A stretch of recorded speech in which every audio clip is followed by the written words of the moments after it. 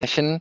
And today we're joined by Taylor and Cody from Kynship. Welcome back to the Growth Lab, guys. It's been a while. Yeah, thanks for having us. Good to be here. Always great to have you guys host a training session. To those of you who haven't met Cody and Taylor previously, they've hosted several training sessions at Shopify LA as well as online. And we're extremely grateful for you guys taking the time to share all your expertise with us. So on that note, while we wait for people to be joining, I know, Taylor, that you have I'm just going to put you on the spot. I know one of your favorite movies is Talladega, and I'm just going to quickly check and see how much you remember from that movie. Yeah, we'll see. Yeah, throw it out there. All right, so Will Ferrell says, "You can't have two number ones." That'd make 11. You're right. Yeah, wow. John C. Reilly, well done. Everyone in the group would be saying, that was terrible. You guys definitely teed that up prior to this, but we don't. No, we didn't. I actually didn't tell him the answer. And I haven't seen the movie yet. I will tonight. But I got that from the trailer. So yeah, you better pretend like you watched it last night. Cody, I have a question for you as well, but it's a little bit more focused on influencer marketing. What is the most common mistake you see merchants do when starting off with influencer marketing?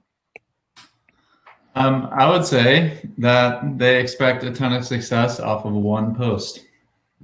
That is one of the many mistakes that people have, judging success based off organic. So, which tees us up for what Taylor's going to take us through today. All right. Well, so Taylor, what can we expect to be learning today? Influencer marketing. Yeah. Well, I thought we were talking about Talladega today, but on the influencer front, we'll be talking about everything influencer paid media. So basically what Cody just alluded to in comparison to organic, we'll be talking about the comparison between the two to begin with. What's the difference between influencer organic posting and what we mean by influencer paid media? And we'll go through influencer paid media funnels, how to leverage influencers onto your Facebook and Instagram ads, and how to win there and scale. Sounds awesome. All right, well, I'll let you guys take it from here. Thank you again so much for taking the time to host another training session. And to everyone out there, we will be sharing a copy of the presentation as well as a full replay and any pro tips and tools that Taylor and Cody might be dropping during the training session today. And if you haven't already, check out our community on Facebook. I'll drop a link to that as well. But otherwise, take it away, guys. What an MC. That was smooth, Hans. You're getting better. I'm trying. No, I love it. No, but I'm going to share my screen shortly here, but before we begin and get into it, just want to let you know, we want this to be as interactive as possible. So Cody's going to be on the live chat. So if you have any questions or concerns, he's going to cut me off very abruptly, and we're going to stop and answer every single question that you guys do have. This can be confusing, especially if you've never done this before, and we use certain language at times that you may not be familiar with if you're not in the paid media type space. So we do want you to ask questions, get as much clarity as possible to make this as valuable to you and your teams. So I want you to be able to leave this space and this time to be able to go and apply this to your business, source influencers, get content, put it into your ad accounts and click launch, and then you're off to the races. So that's my goal for this time. So please be interactive, ask questions. We want to answer all of them. So I'm going to share my screen here.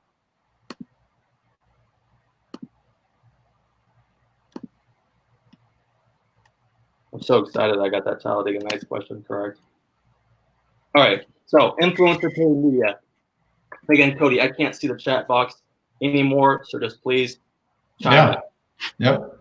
Influencer paid media here. That's what we're going to be talking about today. So right at the jump, before we dive into that, just wanted to show this slide just because it's relevant. It's not relevant to influencer paid media per se, but it's relevant just to influencer space at large given the season.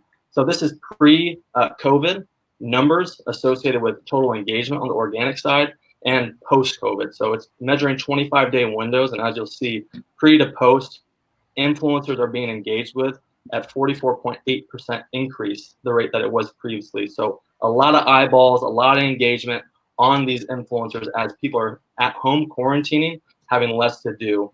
So a lot of opportunity here when you're leveraging influencers to win and scale your business. But into influencer paid media, this is what it looks like, guys. This is what we're talking about. When you see an ad on the page here, so you're serving ads from the brand's page, from the influencer's page, serving ads into the influencer's audience as well as the brand's audiences, individual content as well as mashable content. You have graphic overlay, you have raw. So you have a variety of different content here, whether it's coming from the influencer's page or the brand's. It's just, there's so much opportunity here to leverage this. And I know that's a lot. And I do want you to know we're going to break this all down super simply for you guys to understand. But at a high level, I did want to show you all those individual ads to show you what this looks like from the jump. So this is step one here. Influencer sponsored posts against influencer organic posts. I wanted to just showcase to you guys the difference. This is the influencer named Callie Bundy here. On the right, again, that is the organic post. On the left, this is what the sponsored ad looks like when serving it from her page with her content. So that is the difference. I wanted to make that abundantly clear what that looks like. Let's dive into the pros and cons of each of them here. So when it comes to the influencer organic post, right? So she has about 342,000 followers. And as you'll see on the right here, she got about 3,666 likes. So that's about 1% engagement. And that's pretty typical and average for this caliber size of an influencer on the organic side of things. And, you know, at the end of the day, you can't do too much with that. 3,500 likes on her post, and that's not being shown to many more people than that at large impressions-wise. So limited reach, limited engagement.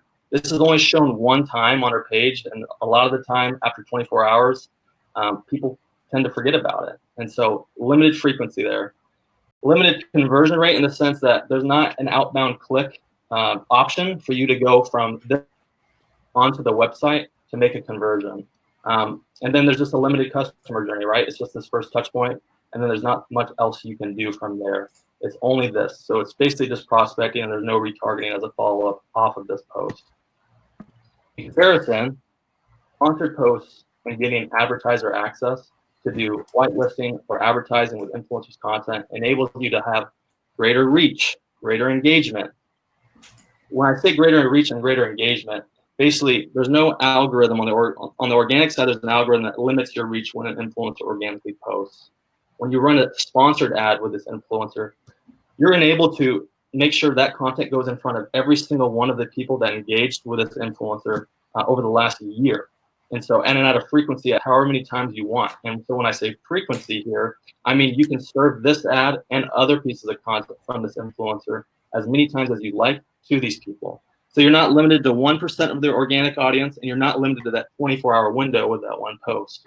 Reach and engagement is greater, frequency is as much as you want, and greater conversion rate. Obviously, as you see on the bottom left, you see the Shop Now button. You're able to click out from this ad onto the website. So from this influencer's piece of content that is one of the top performing pieces of content in the ad account, more than still imagery, GIFs, et cetera, you have the ability to click Shop Now and go make a conversion. And then your customer journey as well, like we're saying, on the organic post, you just have that one touch point, but instead here, you serve this piece of content, and we'll go through what you're able to do customer journey-wise, and then you're able to see who engaged with this video, who clicked out onto your website from this video, and you're able to create an audience off of those groups of people and that pool of people to then serve new content with Callie Bundy and her content to that group, and just continue to take them down a customer journey based off where they're at and speaking to them as such. So all of the above, we've seen if you really care about influencers as a distribution channel and as organic and as a content creator, this is a way for you to really extract the most value out of it. But wanted to give you the differences, again, organic or sponsored. These are the differences. This is what it looks like. I'm sure when scrolling through your feed, you've seen each of these as examples, but that's the difference.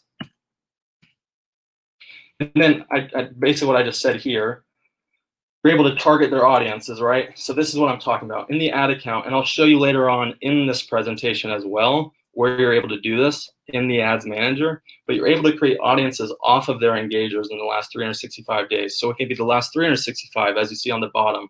You can see the last 30 days, the last 7 days, the last 1 day. It's whatever you want it to be. So basically, if you wanted to mix something where you did an organic post with an influencer and then you follow that up with paid media as well with their content, maybe you have them post, right, about your brand, and then you can create an audience off last 1 day engagers. So you have the pool of people that actually saw and engaged that post, and then you can target them with these ads that are specific to this campaign. So just giving you an example of how you can leverage this tool that's super powerful. So here is the actual acquisition funnel that I was talking about, right? So, Taylor, question here from the audience. Craig said, is the frequency of sponsored greater simply because they are paid ads? So I would say, and please chime in again if this doesn't make sense. So paid gives you the ability to have greater frequency, right? And there's a formula to determine how much ad spend you should spend to make sure that you hit the entire audience at least one time. And you can do that to calculate 2 times, 3 times. But yes, the paid media, you're obviously paying per impression on Facebook's Facebook Ad Manager. And so however many people that is in a follower count or in the last 365 days engage your audience will determine how much spend you need in paid media to make sure that piece of content gets in front of everybody. But it's ultimately cheaper than it would be to ask this person to post on their feed. Typically, influencers, when you have a requirement to have them post on their feed, that's more expensive than it would actually take for you to run paid media behind their name. And it's 10 times more valuable, as you just basically saw on the last couple slides. I want him to chime in again, though. The one thing I would add to that is just because the frequency exists within paid media, the way that the algorithm works within organic, that limits that post going to every single one of their followers compared to on a paid media post, you're able to control that. Exactly right. So, and then again, you're able to take them through a customer journey here instead of just one touch point. And if I could compare it to basically an organic here, at the top of the funnel here, prospecting, that's all you would have in an organic post. There would be no follow-up, right? So at the prospecting, that just means top of the funnel. That just means cold. These are people that have never encountered the brand, heard of your product, and that's the type of content that we're serving to them. This type of content is educational, entertaining about the product or service or the brand that they're promoting. At the re-engagement level of the funnel, this is the second touch point that the influencer would create content for. And again, this is all super specific, speaking to these pools of people of where they're at in their customer journeys as you walk them literally and spoon feed them to their first purchase. The re-engagement level is, again, the second touch point, and that's where you're gonna be serving content. Instead of educational and entertaining as that first touch point, that second touch point will be a discount, a promo, some sort of deal. You're re-engaging with these people that have expressed interest by clicking to your website or engaging and viewing your video, and you really want to hook them with something a little bit more to make that purchase and take that conversion. At the remarketing level, again, this is view cart, add to cart, initiate checkout, people that have been to your website. At this point of the video, if you're working with several influencers, what we've seen to be impactful if they still haven't converted, if you're working with several influencers and got content and source content from multiple people, piecing bits and pieces of all their videos into one to have some sort of a mashable edit, that's what we call it, mashable, to make it seem like your product is everywhere. This has proved to be super powerful. So as your first 2 touch points, you have education, entertainment, then you have some sort of discount, some sort of deal. If it still doesn't work from this influencer that has clout over these individuals they're talking to, this next step has been super powerful. Because you're making it seem like this product is absolutely everywhere, right? It's in all these different people's hands. A bunch of different people are interacting with it and have it. It instills a sense of FOMO in people, so they have to have it, and it really gets people to buy now. Taking that all the way down to DPA, and this is typically where, if you want it to be a cohesive funnel, this will click out to an influencer landing page where. Like this influencer in this slide here is Mallory Irvin. It would click out to Mallory Irvin's favorites, and it's a collection of her favorite products that she's speaking to in all these different videos within the entire funnel. So that has been proven to be a great acquisition funnel on the paid side.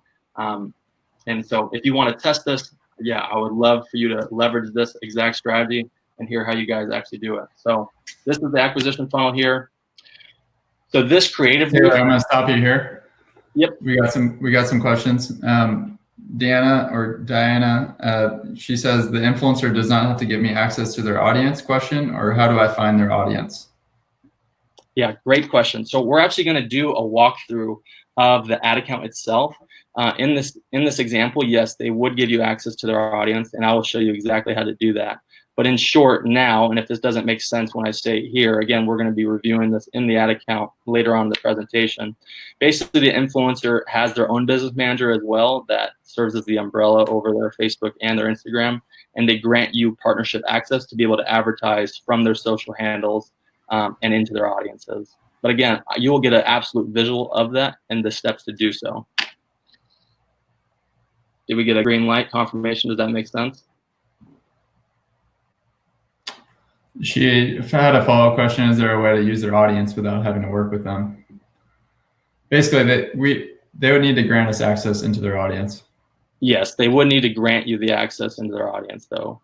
That's their name and likeness. That's the audience that they've built out, and they need to be able to give you permission to target it.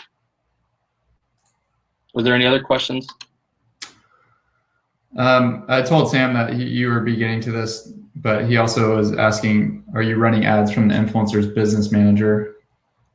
No, so they're granting us partnership access. So if any of you guys have like an agency that runs ads on your behalf, the same way that you grant that agency partnership access to run ads on your behalf, it's the same thing for these influencers. These influencers give you partnership access to their social media handles, and then you run the ads from your business manager. And again, you'll get a visual of that as well within the ad accounts.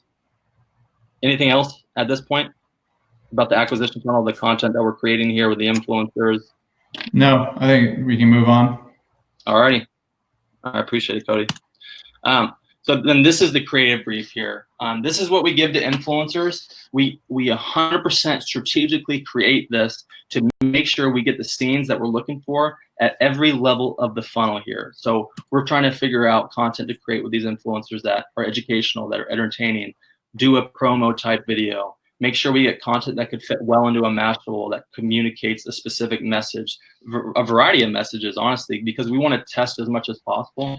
Creative diversification in the ad account library is the key to success within paid media on Facebook. So you really want to get as much content as possible and at each step of the customer journey to win and scale. So you want to make this super clear. We've seen this one sheeter do really well. You want to be concise. You want to be clear. You want to list out talking points that you really want included and to make sure that you want included, while also giving these guys freedom to create. Obviously, these are people that are professional content creators. These are people that have built their followings off their ability to create thumb-stopping content, create content that engages people and captivates people and gets them to take action. So you want to leave them freedom to do their thing simultaneously. But so a one-pager here on the bottom right, you'll see say something attention grabbing in the beginning of the video. Your first 3 seconds is critical, and as well as the example talking points, deliverables that we're looking for, a couple example scenes at the bottom. Always list out your pronunciation as well. You'd be surprised how much back and forth that causes if your brand's not obviously pronounced a certain way. Cody, would you add anything else to this piece of it?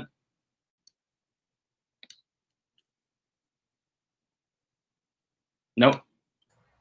Sorry, I was on mute. No, great summary. All righty. Now we're diving into the content. This is the Godfather here. Ogilvy, just open with the fire. Basically what I just communicated here as well in the bottom right. Say something attention grabbing. This guy's about like from 30, 40, 50 years ago. He's talking about you only have 30 seconds. This day and age, you definitely only have 3 seconds. Facebook actually has a metric that is an indicator of success. How many 3-second views, past 3-second views did your videos have? So you need to capture attention in that first 3 seconds. Open with the fire. So that's what we're trying to do. These are just a bunch of examples of UGC. And again, this content has proven to do really well. It's native to the platform. Obviously, these are human-to-human networks where this fits really organically into the paid media feed, and it just gets people to take action more than a still image that is obviously an ad. So how do we measure creative success? So this is a tool that we use to measure the success of our creative once it gets implemented in the ad account. And all of this is available to you on the Facebook ads dashboard. So 3-second views, that's available to you. Impressions, that's available to you. Average watch time, that's available. Click-through rate, that's available. ROAS, it's obviously available. And all of these that you see, 30%, 5 seconds, 3%, These are all in the 90th percentile of Facebook. So if that ratio at the top, 3-second views over the amount of impressions is above 30%, that's in the 90th percentile, guys, and that's an incredibly thumb-stopping ad. Average watch time, if people are watching more than 5 seconds, that's incredible.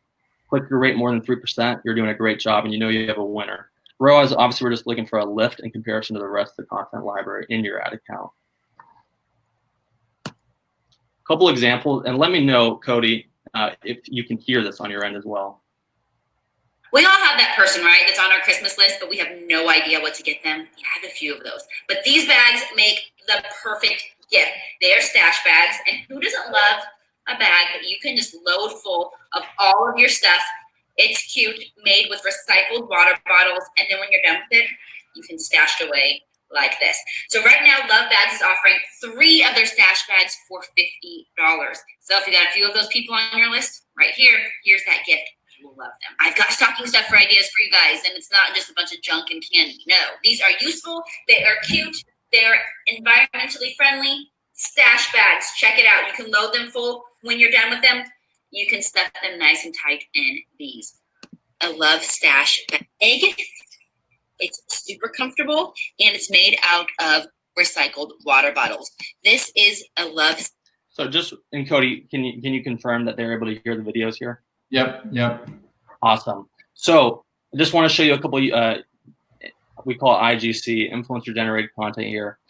I didn't say that I was going to test you guys, and Cody, I hope they get involved here. But basically, we just went through on this slide what type of content we want at every level of the funnel, right? Prospecting, educational, entertaining, re-engagement, discounts, deals, promos, remarketing, Mashable type content, all the way down to DPA. So my question for you guys is, what we all have that person, right, that's on our video? Christmas list, but we have no idea what to get them. I have a few.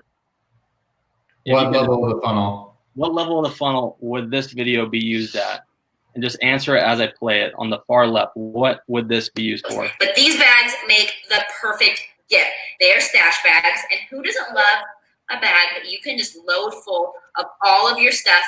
It's cute, made with recycled water bottles, and then when you're done with it, you can stash it away like this. So right now, Love Bags is offering 3 of their stash bags for $50. Ding, ding, ding, right there. Do we get any of the correct answers, Cody? Did anyone put re-engagement here? We got a couple prospecting, a lot of prospecting actually. Top of the funnel, educational. It was just for educational at the very beginning, so I will give you guys that. At the very end, just at 3 for $50, we would definitely use that at the re-engagement, the second touch point where we offer a discount deal. You want to be careful when you offer a deal at the top of the funnel, just because when you do that, people that are becoming first-time purchasers will expect a deal moving forward with your brand. So we typically do this at a retargeting portion of the funnel, like re-engagement. But I do agree with you, that was pretty educational at the jump of it, but at the end, that 3 for $50. Going on to this, just to show you how this piece of content on the far right did in the ad account. We all have. So 42%. So again, 30% was in the 90th percentile. Average watch time, 13 seconds. 5 seconds was in the 90th percentile. 5.61 in comparison to 3% outbound click-through rate. And then the ROAS was a lift of 17%. So this video really got people's attention, got people to stop, watch, and really engage with it. And ultimately, obviously, got a lift in the performance here. This is on behalf of a brand called Spicy Ice. This is some of my favorite content. TL, I'm gonna interrupt you. Please. So we got some questions even before kind of getting into the ad account kind of analysis. We got some questions about engagement rate. How can you know engagement rate?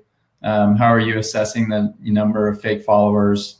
I think if you could talk about the differences in the way that we're thinking in terms of influencers within the ad account and the content performance. Obviously, if you're getting page access, we would want to be mindful of fake followers if we're going to target that audience. But could you just speak to that a little bit? Yes. So on the fake followers side of things, we actually have a tool that allows us to see how many authentic followers there are. But as a way to do that without like a search engine tool that enables you to see the back end audience, I would just gauge their followers and see and look at their comments and their engagement level. And if it's drastically lower than their actual following, more so than the other, like more so than usual, you can typically gauge if they have fake followers in that capacity, or if they have bots commenting on their images and photos.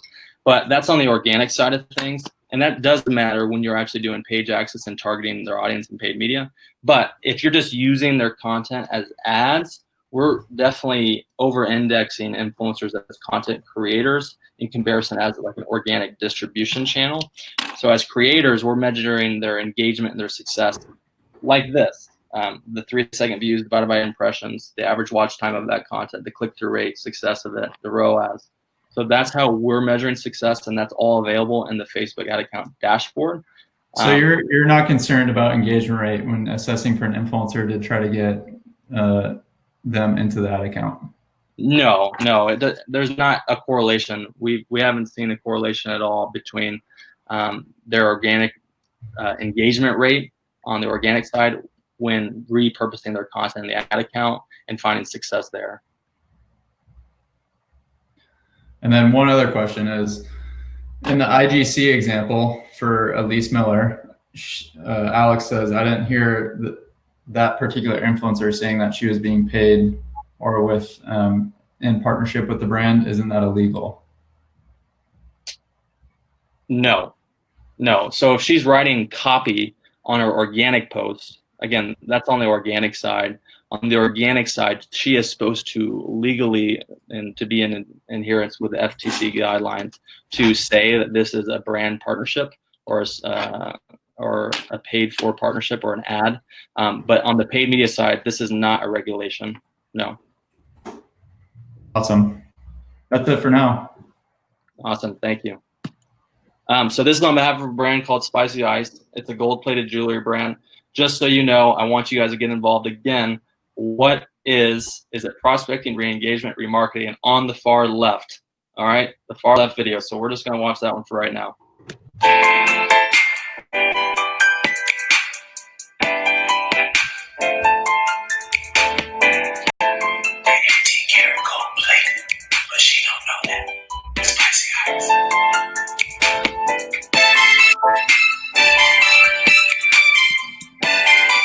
Did we get any answers? Nothing yet. Get involved, guys. We're going to watch it one more time. Let me know if it's prospecting, re-engagement, remarketing. I want you guys to get involved so you can get as much out of this as possible.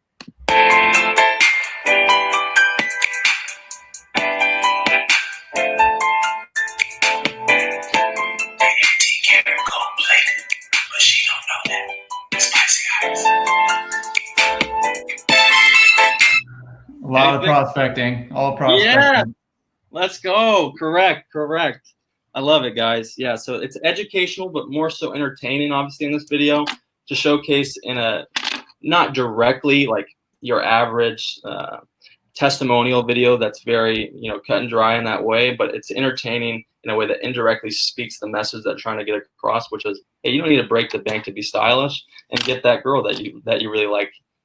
So we thought this was a really fun way to go about doing that, and as you'll see, this one crushed, right? So over more than 50% of the people that were served this ad watched for longer than 3 seconds, and this is probably one of the best ads I've ever ran myself or ever heard of when it comes to just the level of viewership and engagement based off how many people were actually served the ad.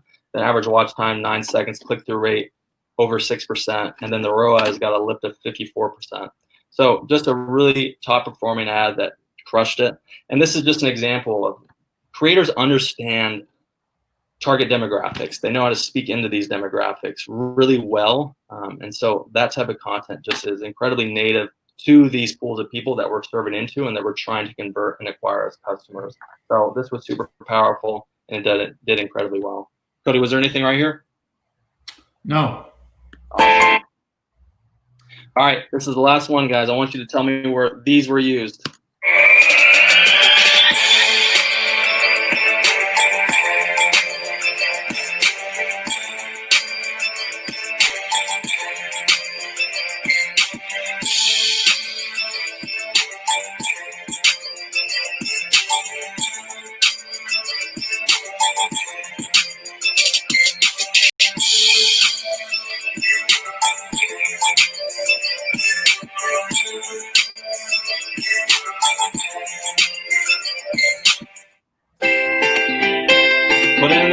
whatever you think. What level of the funnel was it used at content-wise?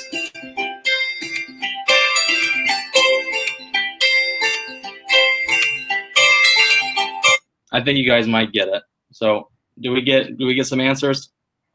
We got some retargeting, re-engagement, retarget, remarket. Yeah. Yep. So this is going to be remarketing, that third level of the funnel where we're trying to mash up content together and show it in a lot of different people's hands. So this one is fun too. Oh, well, all right. Well, basically, I want you to look at this as well. Like, take a screenshot of this on your computer and just remember it, because this is how you want to think about content creation with influencers when you're gonna use that and implementing it into the ad account for a full customer journey. You're always gonna have prospecting, you're always gonna have engagement, you're always gonna have remarketing, you're always gonna have DPA. So you really want to be able to be strategic with how you're creating content with these influencers and how you're communicating with people based off where they're at in their customer journey. So I would screenshot this. Definitely fill this in with the scenes that you want to get, with the value props that you want influencers to communicate on behalf of your brand, with the deals that you want to offer given the current season. Maybe it's a summer deal, maybe it's going into the school year, maybe it's Black Friday, Cyber Monday that's coming up, end of the year giving season for re-engagement, and at the remarketing level, just try to get a couple different influencers that, again, that you can mix up together and match together into an edit that really makes it seem like everyone has your product. So we're at the point where this probably will answer a lot of your guys' questions. I actually want to get into some tactical type stuff here where we're actually going to go through ad account setup of this. Like, what does this actually look like in the ad account? I've just been completely bamboozled this entire time and don't know what you're talking about. That's what we're going to dive into. So happy to send this to all of you. This is basically just makes it super easy to send this to influencers for them to set up their business manager on their end and grant you guys ad account partnership access to run in tandem with their page. Happily will send this to you guys. Just go follow me on Twitter, shameless plug here, and go follow my guy Cody Wittick either on Twitter or on Instagram. He's going to link all of it. We're actually going to send you this. We're going to send you the creative brief, and we're going to send you influencer contract as well. That's FTC approved and actually worth a decent penny. So we're going to give you all of that so long as you go click on those links and go get involved. But there's a lot of valuable content that we both put out on a daily basis. And if you're interested in an influencer by just even being here, that will be a great place for you to continue to get content and read about and engage with us. So happily we'll send this to you. This will be easy for you to set up advertiser access for all influencers. And this is what it looks like as well, just to give you another example. So this is an example where Jessica Alba did a partnership access, advertiser access whitelisted partnership with HelloFresh. And so as you'll see on the left, it's Jessica Alba serving in the ad, and it comes from the first person if you look at the ad copy. The only difference between the ad copies here is one has quotes, one does not. So obviously you need to be very cognizant of that when doing these partnerships. You don't want to duplicate your ad and have it be served from the brand page and from the influencers page and have the same exact copy. People are going to see right through that. So you have to be super careful with how you articulate your messaging based off what page is serving the content, what page is serving the ad. So when the brand page is serving it, hey, this is third person. It's a quote that Jessica Alba said on behalf of our company. On the left, Jessica Alba is serving the ad. This is her actual quote. It sounds like it's actually coming from her. So the reason why these are so powerful, it's because it seems like this isn't even in connection with the brand, right? It seems like Jessica Alba is actually going out on her own and talking about HelloFresh instead of HelloFresh just running a straightforward ad coming from themselves. So it can be really powerful in that way where it's less aggressive as an ad. So this is what it looks like in the ad account, right? Now on your ads manager, if you haven't been in it, this is what it looks like when you go to business settings. And basically, once an influencer grants the advertiser access, this is after you send them the instructions that we just looked at. Their Facebook page would show up here. So Kimberly Morris, we sent her the instructions. She granted us access. We go into our business manager and business settings. Her page would show up here. I'm going to type in my name or the person's name that's actually running the ad account. I'm going to give them the ability to create ads, publish content, manage this page, and then I'm going to assign it to the ad account that's going to run it on behalf of us. Boom. Now when you go to your ads manager, where you're running it, this is at the ad level, and you're going to be able to toggle this instead of running it from the brand, the ad that you're creating. You can create it and run it and toggle it to be running from the influencer. And this is where you're going to be writing the copy from the influencer's page on behalf of the ad. I want to stop there real quick just to see, Cody, and check in with you if there's any questions amidst this. The only question thus far is how much are they paid and how are they paid? How are they paid? Well, how they're paid is the same way they're paid if you were to have them do any service deliverables on your behalf. And that's whatever payment processor system you use, or if they want check, whatever it may be. We use a system called Gusto, and then just hire them as an independent contractor. But how much are they paid? What I would say is, surprisingly, these end up being a lot cheaper. I mean, that varies by person, right?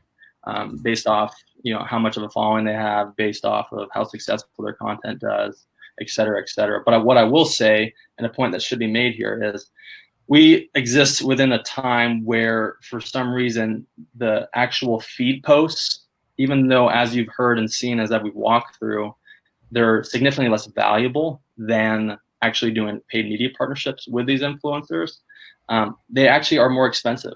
People that are influencers really covet their feeds and what exists on them, and limiting the amount of brand partnerships that are actually on there for eternity or perpetuity, whatever you want to call it, where these are dark posts where they'd actually, when you do a paid media campaign with an influencer around influencer ads, this content doesn't show up on their feed. And if that's not the case, they take significantly lower rates in comparison to actual posts that exist on their feed. So to answer your question, it varies.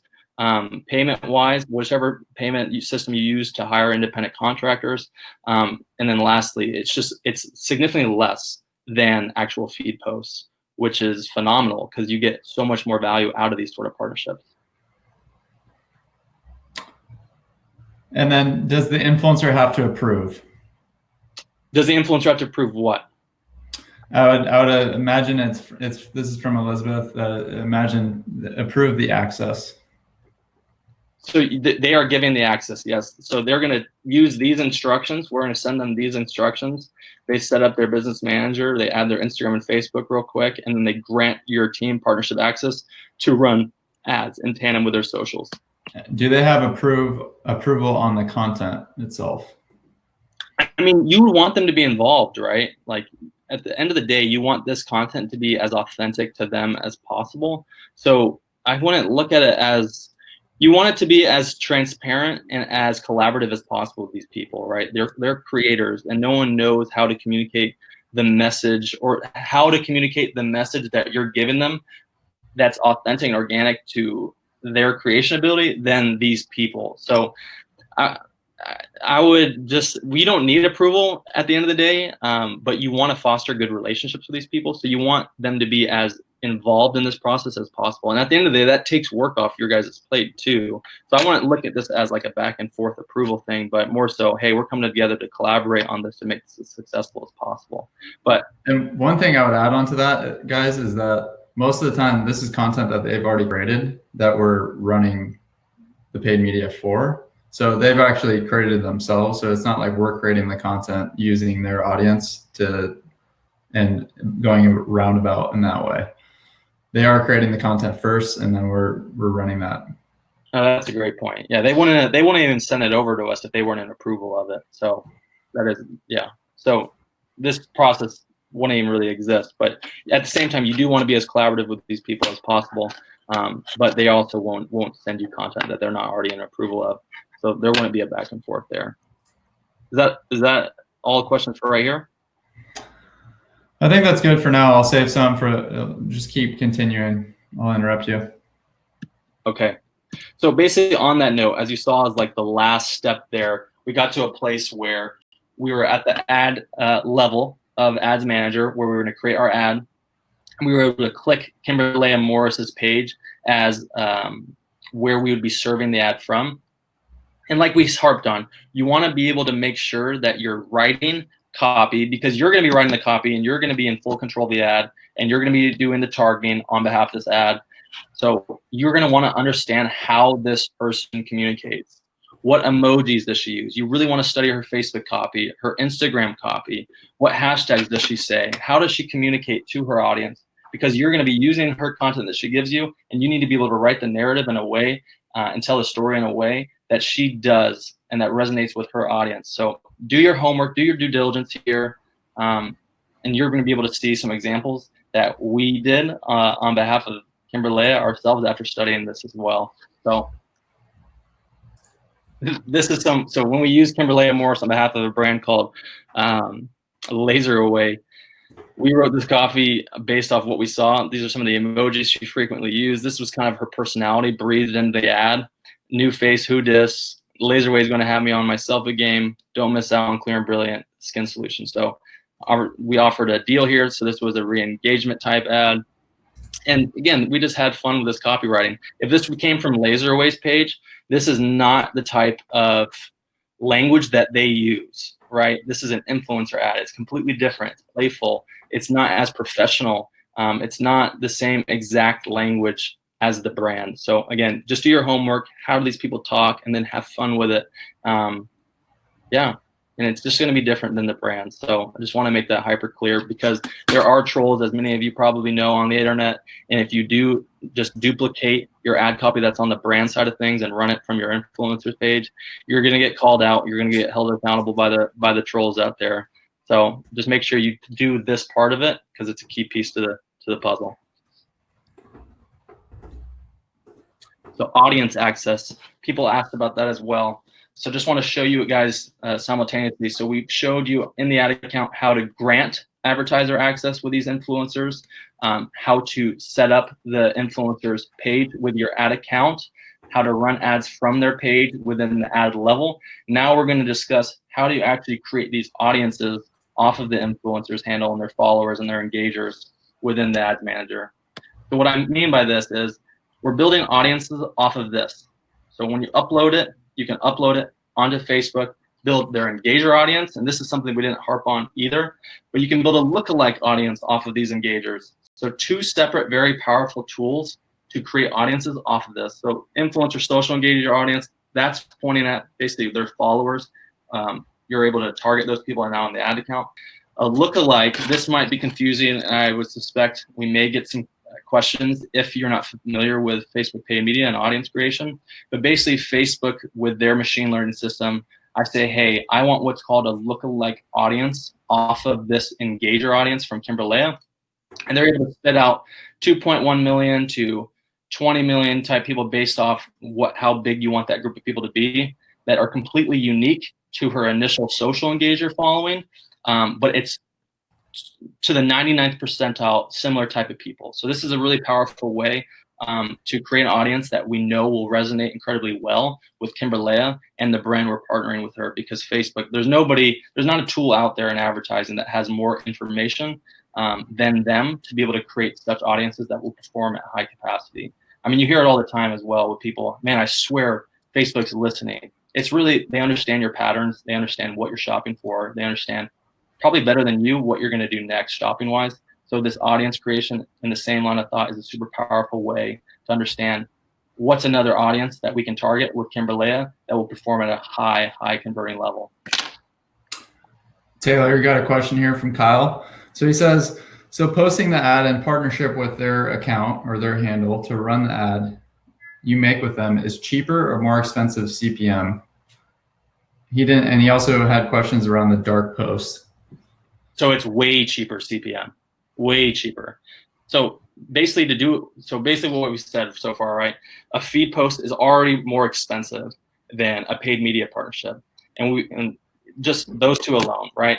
And in addition to that, your reach into an audience on the organic side is incredibly low, and it's more expensive. So not only are you reaching less people, it's more expensive. So with those two in partnership with each other, your CPMs are incredibly high in comparison to this paid media partnership, where you can reach all these people in this audience and it's less expensive, which makes for a much cheaper CPM. And then what was the follow-up question, Cody? The dark post. So a dark post is synonymous. So if you guys are curious about what dark post means, that is the same exact language as what I'm saying as sponsored ad with an influencer, or an influencer ad, or influencer paid media. Those are all dark posts. That's just a different term for it. Great. All right, guys, continue to stop me, please. So now this is what it looks like within your business manager when you actually go in to create audiences off this person. So again, this person has now, this influencer has now granted advertiser access to their Instagram and Facebook. You go into your audiences manager here, click audiences, create custom audience. Click Facebook, and as you saw right above that, you saw Instagram. Kimberlea here. People engaged with her page over the last 365 days. You have a couple different options of how you want to create the audience there, how many days that you want to create this. And then boom, it populates. And basically you can click on this as well, create a lookalike off that. Basically that's what we had just gone into. 1% all the way up to 10%. I would actually recommend going greater. Facebook is a machine learning system that does incredibly well with broader audiences. So I would take this to 10% even right from the jump. Give them more to work with, because Facebook knows better than all of us on how to target the right people based off the content that we're serving. You'll hear a lot of people come on these webinars and pride themselves on being a guru and talk about niche targeting. But in reality, it all comes down to the type of content that you're serving. Leaning into the machine learning system of Facebook, give them broad audiences, and they will find the right people to serve that content to for you to win and scale. So brand stories, this is going to jump into kind of that Laserway example. And I really want you to remember, Kimberlea Morris was a micro influencer, and how we define a micro influencer is somebody between 10,000 followers and 100,000 followers. And I just want you to see how powerful it is to leverage these micro influencers in the ad account, regardless of how big of a following they have. It may flip some of your guys' mindsets towards micros and macros upside down and on its head, but that's exactly what this brand story is for. Wanted to bring that to life.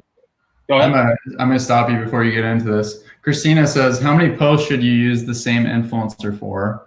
I think she might mean ads. Should you have a variety of influencers or one for one target audience? Yeah, great question. I mean, typically how we work, we typically like to work with a minimum of 5 influencers in any given campaign. We think that provides enough enough people, enough diversification to really represent a campaign well. And not only that, you just want to get a variety of different content to see which ones work best within an account. And then from each person, we always get a minimum of 3 videos, and we get a video for every level of the funnel that we just went through. One that we can use that's educational, entertaining at the prospecting level, one that's offering a discount promo at the re-engagement, and then one all the way at the bottom that's going to be serving its purpose at remarketing. So I think Christina means as well too is, would you ever use 2 influencers for that one particular influencer's audience? Oh, for sure. Yeah, I would serve a variety of different content into that audience, definitely. The one that makes most sense and that you think going into it, hypothesis-wise, would be the influencer's content. But again, you want to just continue to test Facebook and allow it to optimize which content will work best within any given audience. And you're going to use their content not only in their engagers audience, but as you saw above in that acquisition funnel, you're going to use it at every level of the funnel. Their individual audience is just one of those that you're going to be targeting with their content. And then we're getting a lot of questions, guys, about payment of influencers. I get that's a tricky topic. We're just going to try to stay on topic, at least for the paid media side of things. But Sydney did have a question about, she said, is there typically an expectation that they would be paid additionally if their content is used within paid ad? It depends on the person, because at the end of the day, like, you are doing them a service simultaneously. Like, you are using their name and likeness, and they should be paid accordingly for that, in comparison to a 24-hour post. Like, you're just using their name and likeness for a day. In comparison to this, where you're running paid media over the course of the month, you're using their name and likeness and serving ads from their page with their content over every single day for 30 days. So some influencers charge for this, some don't, honestly, because the benefit to them as well is you're putting paid media behind their name, which is taking their page and putting it in front of new audiences, new eyeballs, for those eyeballs not to only convert on behalf of the brand or the product, but to click on their page go to their handle and actually follow them. So there's a benefit there for them simultaneously. So if you're a hustler and you're doing the negotiating here with the influencer, I would actually bring that up to them. If they're savvy, they'll require, payment there. But again, that payment is still going to be less than having them actually post on their feed. So I would just continue to harp on the fact that figure out what their feed post pricing is, and then from there, just say, hey, never mind, we don't need you to post. We'd love to source X, Y, and Z videos from you, though, and do partnership access for paid media. And it may be the same price since they've already put it out there, but typically it's even lower. So you get more content out of the deal, and you'll be able to run a more powerful partnership in tandem with their social.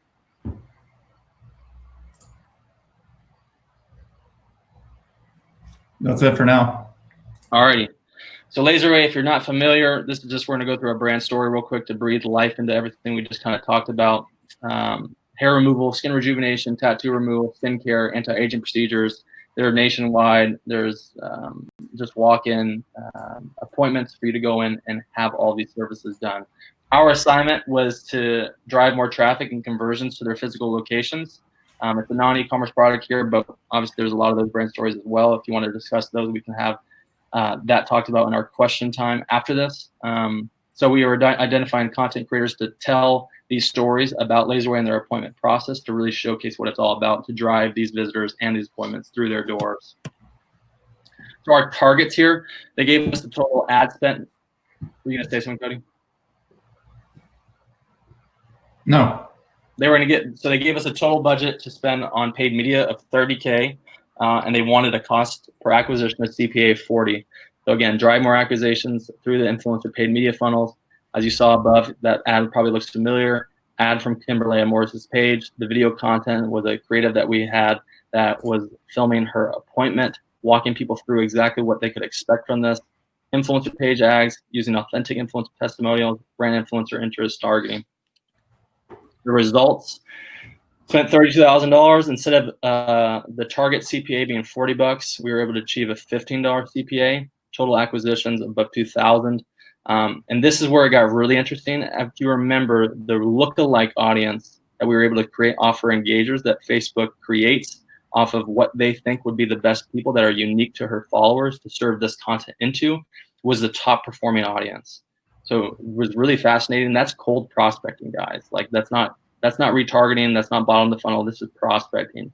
It got a CPA of $14, just under $15, with a lot of spend going towards it. More than 1/3 of the spend going to that audience. So that's just to show you that like there wasn't $10 in spend behind this, and this was a fluke, and it didn't really mean anything. No, this audience was in full optimization, and it acquired the highest CPA, or the best achieved CPA, out of the rest of the ads and the entire ad account, not just in our influencer funnel. That is it for this presentation here. Would love to review questions though with all of you about this and just influencer paid media funnels at large, or anything outside of it as well. If you guys want to talk about payments, contracts, however we're thinking about anything, seeding, affiliate programs, please use this time to ask whatever you'd like.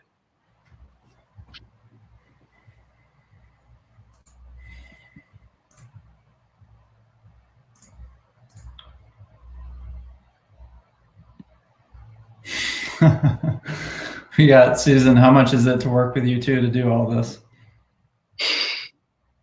Shameless. Yeah, I would love to set up. So Han's going to give you our contact information. I would just love to have individual conversations with people to discuss what it would potentially be. But we typically work, especially heading into the holiday season, at a minimum of 10K. But these packages get you a lot. So like that 10K package would ultimately get you about 55 total deliverables from a minimum of 5 influencers. So it's really robust, and there's a lot that you guys get in return. But there's obviously a threshold to be able to get into that. But again, even if you can afford that, we're always willing to take 15, 30-minute calls to help you guys out in any given way that we can if you have further questions. But we'd also love you to ask those questions here. So what's the minimum viable budget for a campaign from Dario? Yeah, and you chime in on this as well. But, I mean, it depends what campaign. I think he means within Facebook, right? Okay, in Facebook? Yeah. So how you determine what budget you need to win on Facebook, basically, so if we're in those 4 levels of the funnel, right? You have prospecting, re-engagement, remarketing, DPA. What you want to be able to do to win on Facebook, you need 50 purchasers per ad set to be able to optimize within a week's time, 50 purchasers to optimize and scale most effectively on Facebook. So what you need to determine is what's your CPA on average for your product or service in the ad account. Say it's $10. Let's just use this as an easy example. For $10, that's what it typically costs you to acquire a purchase. So $10 times 50, because that's how many you need in a week. 10 times 50, $500. That's how much you need to spend within a week's time in each individual ad set of a campaign to have it be successful. We're getting a lot of questions about how do you approach a new influencer, Insta DM. How long does it take you to finalize negotiations, transactions with influencers? I can chime in there. I would just say that Insta DM is a great way to approach a new influencer, especially at the lower tier influencers. Like when you start getting 1 million plus, they have brand managers, they have, agents that manage those sorts of things. So they might not respond. However, I was just talking to a brand the other day that we consulted with that has been DMing with Demi Lovato and sending her product. So, and she's responding on Insta DM. So there is those unique scenarios where they're managing Instagram. Or email is just always a great, most of the time these people are putting their email directly into their bio or under their contact information. And then how long does it typically take to finalize negotiations? That's a hard one to put a ballpark around. It's just how quickly they want to move and how much negotiation there is back and forth.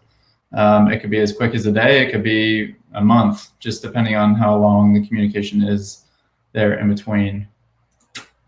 We're getting a couple of questions, follow-up questions on that 10K package. So we operate in 30-day intervals of time.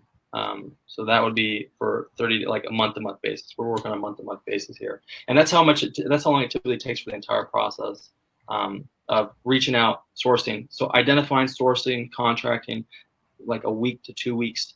From there, actually getting them the product in which the brand has to send out at that point. That takes another couple of days after you actually contract this person. And then at the 3rd week, that's where you actually get the content in for approval and where your team can actually see and give feedback, offer revisions if there's anything that you guys want to see that they didn't include in the content that they created. And then the 4th week would be we actually get the ads live, get it going, or you offer revisions and they get content resubmitted for approval. So that all happens within that 30-day time period where you'd have those 55 deliverables obtained and activated. You got another question. What is the ideal followers a brand should have before reaching out to influencers?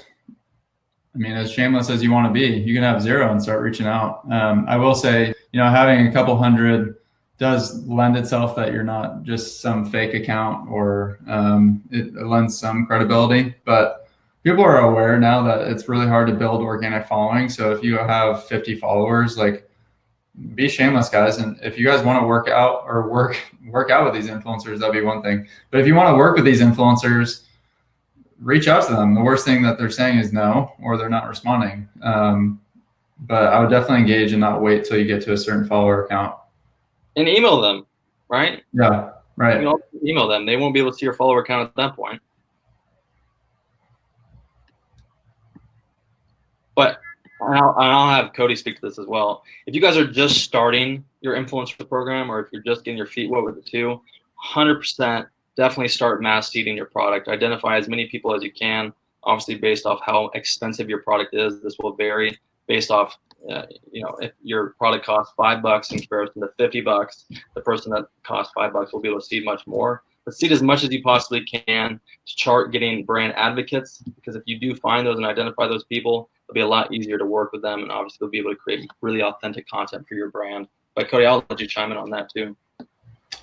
Yeah, there's another great question too is, do you use platforms to manage your influencer marketing campaigns, or mostly manual, like Excel spreadsheets? We actually, coming from an agency, we have tools that we're able to collaborate all their profiles, but we do, for the most part, use Google Sheets, on a per brand basis. So we use that a lot. If we're using it, you guys definitely don't need all the bells and whistles to be able to manage your campaigns. So I would definitely start there. And as you guys scale, then start looking into tools and software. I'm seeing a question from Craig as well. Yeah. Do you think influencer dark posts are much stronger than just doing regular paid ads? So paid ads, what it comes down to with these influencers as well, by the way, it's their content that is the most important part. The distribution of who it's served from, that's really interesting to test. And we've seen influencers, when serving ads from their page in comparison to the brand's page, get a significant lift. But the main variable that generates greater success is their actual content. And you can serve that from your brand page. So if you just want to test something to begin with, I would source content from these people to repurpose it in your ad account to then see how it performs, because that's the main thing. And people, if you align, try to reposition your framework of thinking where, how much did it cost you to do a studio shoot the last time that you did that? Studio shoots can cost a lot of money. And at the end of the day, these studio shoots give you guys assets that are par, subpar when it actually implementing the ad account, and it's expensive. So think about it as part of your content budget of working with influencers, because when repurposing that content, that's what's most native to the platform. That's what really gets people to take action more so than other assets within your ad account library. So that's another way to think about this. Cody, I would love for you to touch on it as well. Yeah, no, sorry, I was focused on the next question because we got Renell, or I hope I'm saying your name right. Trouble with influencer agencies, they limit the usability. Why we got in the game? Yeah, they limit the usability of the content equals you need to pay more to reuse the original content. That is a huge distinguisher of the way that we think. But for you guys, you would definitely want to draft in your contract to at least get 30 days of usage rights. We always shoot for in perpetuity to be able to own, for the brands to own the content, but you at least need to be able to get 30-day usage rights. And when I've said, like, this is a cheaper way to do partnerships in comparison to actual feed posts, that included getting that content in perpetuity. Oh. So you're at least renting the content, or you're owning it. You're renting it for 30 days, 60 days, 90 days, or you're owning it forever. And that's all within the contract. Right. That you'll get if you go follow us on social. Yeah. Another shameless plug here. That's what we're here for. Oh, I like it. Thanks, Renaud. Anything else? We want to make this as much of a conversation as possible. If any of you guys as well, something that we wanted to do, you're getting the contract, Renaud. I love it. If there's it. Tamar said, how many days do you actually have access to the influencer account during the 30-day interval? Great question. Yeah, 30 days. So when actually using their handle to run ads, that's different than the content. The content can be, highly converting. The lifetime of creative is a minimum of 30 days, or it can last an entire year. It's different for all creative. The best performing ones will last up to 6 months to a year. But majority of the time, you should get new content every 30 days. But the actual handle, you don't need access to an audience for more than 30 days because you will exhaust it within that time period by serving ads into it. And you'll see who the converters are, and then they'll become a part of your retargeting tool. And the rest of the people will become, there's no point of reserving ads to people that didn't convert at that point. So you'll only need 30 days to actually run ads into their audience, and then just keep getting new influencer audiences to run ads into, and just supplementing more and more people and different people in there. Yeah, again, some other good questions here. Some questions about YouTube. Can you run ads like this on YouTube? No. Should you use your family members as influencers if they have large amount of followers? Yes, 100%. You tell me. I don't know what your family life's like. And also, if they can create some good content. If not, then it's just a waste. What I would do with the YouTube thing, though, me and Cody always look for the best content creators to identify. YouTube's a great platform to figure out and identify influencers that can actually create great content, speak well, and create, this customer journey that we've been speaking to this entire time. Because video content is what you want from these influencers in comparison to like a pretty looking still image of them modeling something. That's not what we're going after here. That's not what converts at these high levels that we're really speaking to. You want to create video content. YouTube's a great place to identify those people to then repurpose in your Facebook ad account. Alex, should you avoid influencers that have deals in place already with your competitors? Yes. Even comment. Have you done any cross promotion strategies where influencers would promote each other's content promoting a brand or product? Yeah, I mean, that's fun for sure. Like what we've done, and I'll let Cody speak to this too, is we've repurposed an organic IG hangout, what Cody has dubbed it. And Cody, I'll let you speak to it, but basically an Instagram story of them going live with each other. And then we actually were able to capture that. And it sounds like both these people are talking about this product in an organic way to each other and then running that as an ad. Cody, would you add anything to that? But yeah. It's now known because it went crazy during COVID is IG live, and you're able to invite friends. No one really did it before COVID. But you saw that with celebrities, you saw that with concerts. They were going live, interviewing each other. You still see it now popping up on my feed, but doing that with two influencers that are talking about your product and stripping that content and running it as an ad is a creative play. A lot of questions about, would you start with giving influencers free product to review or with paid partnerships? I would always recommend starting with free product and starting that conversation there. It's not like a slap in the face. They're not going to scream at you through email or through DM. Hey, you guys are young brands. A lot of you guys are just getting started. Always start with free product. If you believe in your product, they should value it. And if they don't work for free product, that's okay. And they'll tell you that. They'll send over rates. So definitely I would look for influencers on TikTok and Reels. It's a continued success. I actually posted a video about that the other day on Instagram. I'm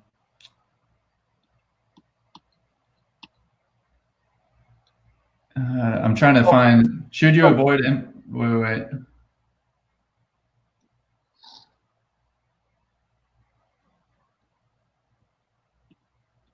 I think there's a question about, Alex, your question about having inappropriate comments.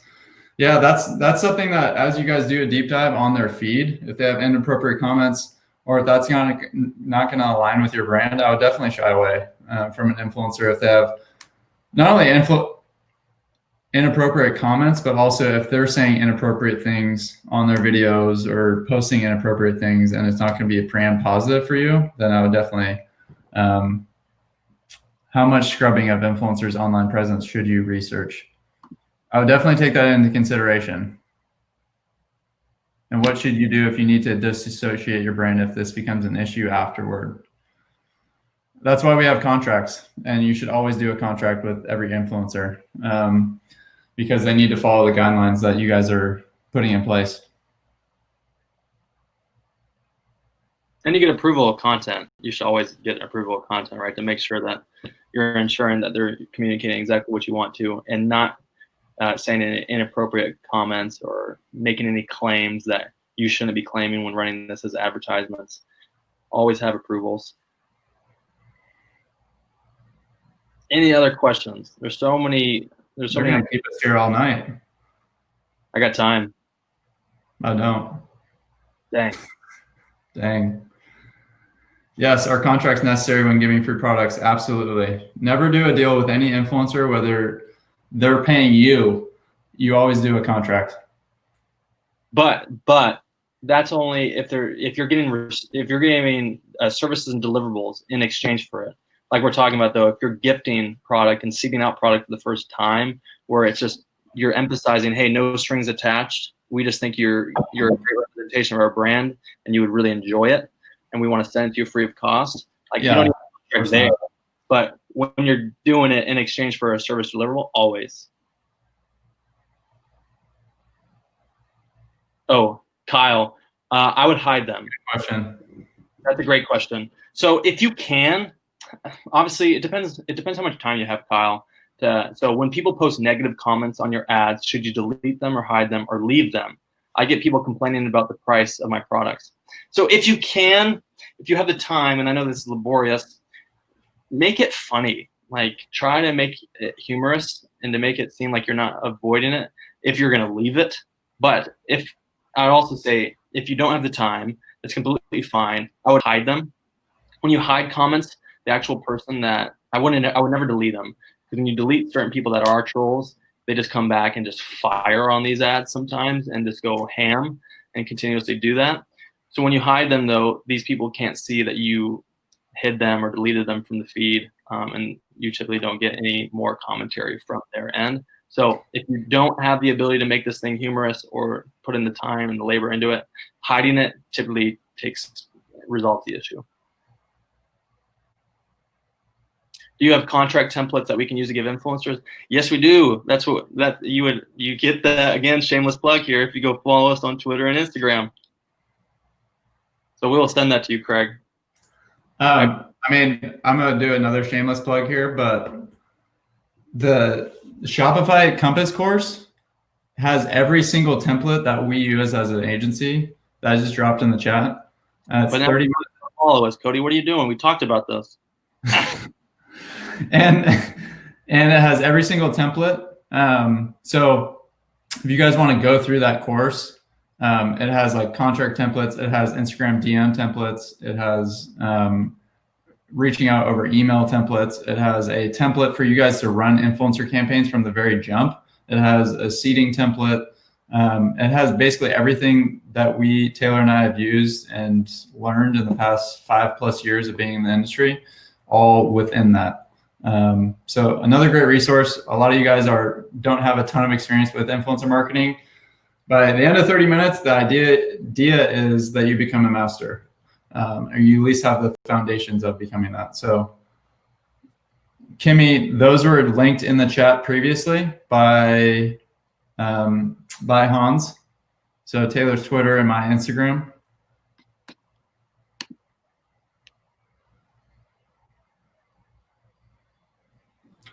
And those will be shared after the course.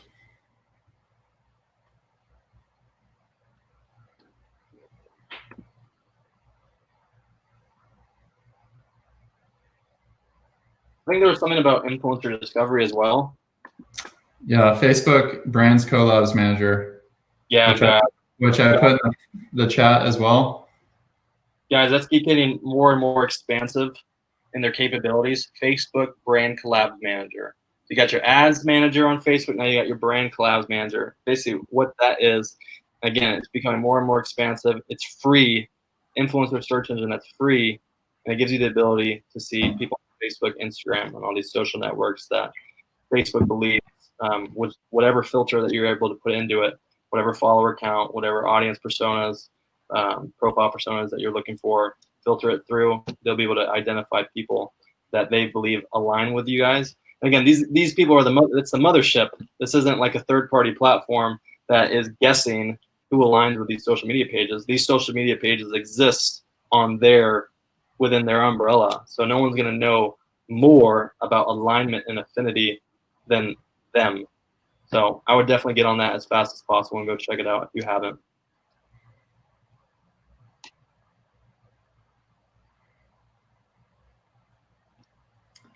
Are we good? Taylor, we got a Talladega question. One of the proudest moments in my fashion design career, Molly Shan wearing this glitzy tweed jacket that I designed for St. John at the start of my career. Come on. I love it. What is the Facebook page? Brands Collabs Manager. Yeah, Facebook Brands Collabs Manager.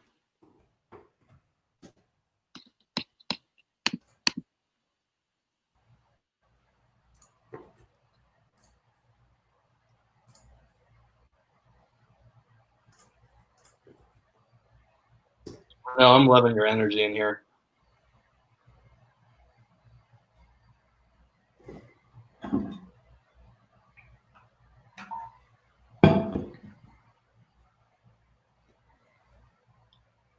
We got another question here. In general, how many different social platforms should you target with an influencer? So again, what we kind of discussed today is you're leveraging their content to run as Facebook ads, which would exist on all of their placements. So that includes Facebook and Instagram out of the social platforms that you listed, as well as others. Snapchat ads and TikTok ads on the paid media side, just not there yet. They're not as sophisticated and they're not able to optimize to convert individuals on behalf of your brand the way Facebook has at this point. They're not there yet. Pixel. If you're not familiar with the Pixel, you can ask that question as well. We can give you an explanation surrounding that too. But basically, it's just a tracker and enables them to optimize and scale campaigns efficiently. So I would say if you're going to do one, I would do it on Facebook, paid media, and the platforms that entails. But if they're willing to post on all these different platforms, obviously leverage all of them. Marketing fires me up. Me too, Renell. Me too. We'll leave on that note. All right, guys. Appreciate your time. It was a pleasure. Thanks for hanging out with us. All right, guys.